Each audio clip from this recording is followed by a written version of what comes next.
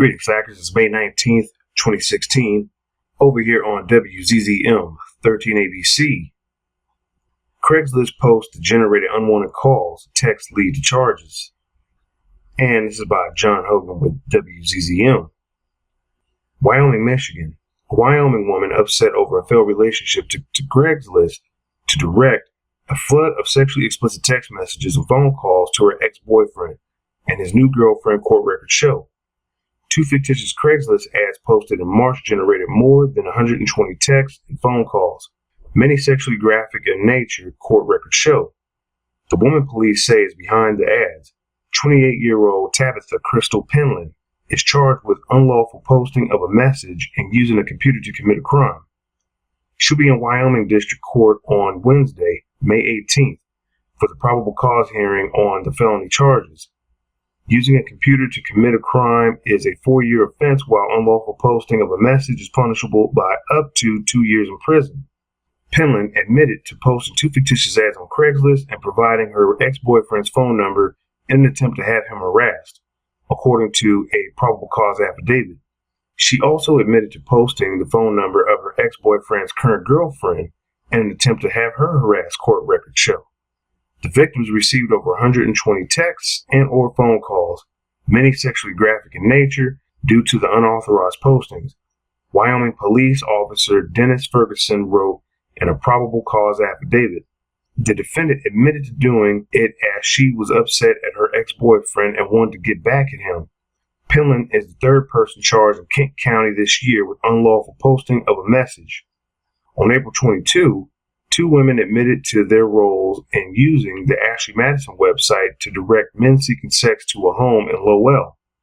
The pair, who set the chain of events into motion, pleaded guilty to a reduced charge of attempted unlawful posting of a message.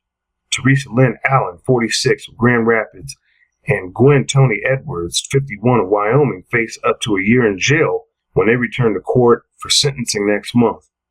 They were accused of setting up a fake Madison account and using it to direct men to the victim's home last fall. I'll let you read the rest of that. But, yeah. Doesn't really matter. You've been dating someone for a long time that you happen to meet. You might not feel the same, but, they want to keep the relationship. Just goes to show you, no matter how well you know someone, it's obvious this man moved on and he moved on to another woman. That shows his level of interest. But this woman wasn't having that and she wasn't done with him. So she posted an ad online and had him harassed, him and his new girlfriend.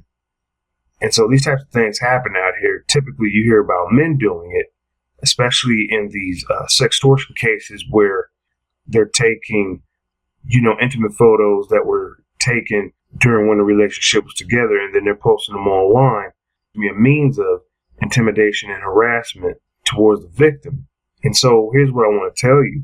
I understand the level of anger one must feel when a relationship fails. There's a lot of questions. You wonder why. And you would love to hear from this person so you can sit down and talk to them and just find out, what went wrong. Almost like a job that has an exit interview about, hey, how did you like the position in the company? Was there anything that we could change? Is there anything that we could improve upon? And sometimes you don't always get the chance to receive that closure. So it leaves a hole in your heart.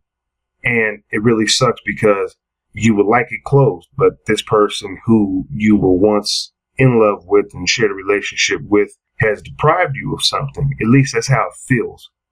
And there's no one who can tell you about your feelings, but all I can tell you is this: no one cares about them more than you. And since that's the case, sometimes when we can't get closure immediately, you can settle for the fact that you will get closure over time. And so refrain from anger and from negative thoughts towards the other person. They have their reasons for why they broke the relationship off. And while you may not understand it, the best thing you can do is to try to pick up the pieces and move forward with your life. Don't allow someone to become your excuse to, end up behind bars over something stupid such as this, or trying to bring harm upon their person because you're hurt. And that's really what it is. You're hurt. And there's nothing that's going to take that pain away, even if they come back, which in some cases, sometimes people do. You know, they get confused for a minute. They're not sure what they want. So they leave. And then they come back. You know, you have relationships like that where people are constantly coming and going, and there's this pattern of coming and going. And what I'll tell you is you have to become the stronger person. And when things are not working out, things are not going your way, do the best that you can to let go. And I will put together a video and some material, you know, showing you how you can end a relationship and feelings if, you know, it was an unresolved issue. And you can look forward to that here on this channel in a future video to come. That's going to do it for this article. Take care of yourself out there, and I'll catch you in the next one.